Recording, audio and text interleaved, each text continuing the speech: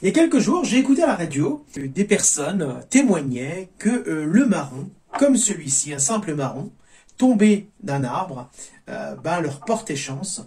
Donc, comme vous savez, le marron provient d'Inde. Et c'est un porte-bonheur qui va pouvoir peut-être, je l'espère pour vous, ça vous me le mettrez en commentaire, vous apporter pas mal de bonnes choses. Et je veux vous parler du marron dans cette courte vidéo. En faisant des recherches en France, je me suis rendu compte que il n'y avait rien comme information. Et je ne sais pas pourquoi, je savais que c'était comme une sorte de porte-bonheur, surtout pour les enfants. Et je me suis rendu compte qu'il y avait un vide sur ça. Et c'est la raison pour laquelle je vous en parle aujourd'hui. En général, sur la culture ici en Espagne, là où j'habite, l'objectif c'est de récupérer un marron du sol pour qu'il puisse vous apporter la chance. Mais je vais vous expliquer d'autres choses. Tandis que le Pays Basque espagnol, on vous dit que non, c'est tout le contraire. Il faut que ça soit de l'arbre. Bon, que ce soit de l'arbre ou récupéré par terre, qu'importe si ça apporte la chance. Donc si vous l'avez récupéré de l'arbre, si vous pensez le mettre par terre, vous le mettez par terre, là où il y a de la terre, on va dire, pas sur du goudron ou sur de la terre, pour pouvoir qu'il puisse se recharger pendant 2-3 heures. Donc l'objectif de ce marron, c'est de pouvoir l'avoir dans votre sacoche, dans votre sac à main, dans votre maison, que ce soit à portée des yeux, dans votre table de chevet, c'est-à-dire d'avoir quelques marrons partout, un petit peu partout chez vous. Et vous portez bien sûr dans votre poche et pourquoi pas dans votre voiture. Et n'hésitez pas, pourquoi pas, de tenter votre chance au jeu de hasard. J'attire quand même une chose importante. Si vous avez du mauvais œil, je vous invite de ne pas jouer parce que ça sert à rien. Si vous avez de la magie également, ça sert à rien de jouer parce que vous n'aurez pas la chance qui vient à vous. Donc c'est la raison pour laquelle il faut vous enlever, vous nettoyer avant pour ensuite prendre ce porte-bonheur et ensuite jouer au jeu de hasard. Donc, je vous invite à laisser un commentaire. Si au cas vous n'êtes pas inscrit à la chaîne, n'hésitez pas parce que j'ai plein d'autres conseils et de vous dévoiler certains secrets également. Merci de liker cette vidéo, mais je vais continuer cette vidéo parce que l'amour peut vous permettre d'améliorer une relation sentimentale avec quelqu'un. Donc, je vais bien faire un aparté sur deux choses. Vous avez le monsieur, vous avez madame. Donc, si on vous a séparé à cause de la magie, le marron ne va pas vous servir grand-chose parce que vous avez une charge énergétique négative. Vous avez également une charge énergétique négative et on vous a cassé la relation entre vous deux. Donc là, il vous faut vous enlever la magie. Donc, c'est pas en vous enlevant le mauvais œil ou en faisant des rituels de citron ou de sel. Là, c'est du plus lourd. Là, il faut vous faire le rituel de déblocage.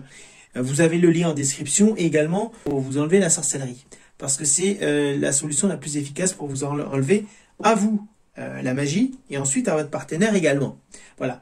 Donc par contre, si la séparation s'est faite naturellement, donc là, par exemple, n'hésitez pas à avoir chacun votre marron pour voir si votre union peut se réparer et avoir une réconciliation.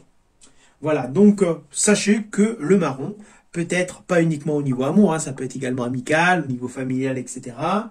Et pourquoi pas, si vous avez des problèmes de circulation sanguine, portez 2-3, donc ça c'est plutôt des conseils de grand-mère, portez 2-3 marrons dans vos poches pour faire activer la circulation sanguine. Voilà, donc là maintenant, je vais vous expliquer dans une autre vidéo comment vous faire une amulette avec un marron. Donc là, je vous demande de me retrouver sur Tipeee. Donc pour voir cette deuxième vidéo, pour pouvoir débloquer cette vidéo sur Tipeee, donc c'est juste 1 €. Et là, je vais vous montrer la recette de comment faire cette amulette porte-bonheur avec ce marron également. Mais vous voyez que je suis généreux. Je vais vous donner un truc porte-bonheur que l'on peut faire. Ça, c'est un petit travail si vous avez des enfants vous allez leur demander d'inscrire. Donc l'idéal, c'est sur un truc blanc, le nom de la personne ou ses initiales.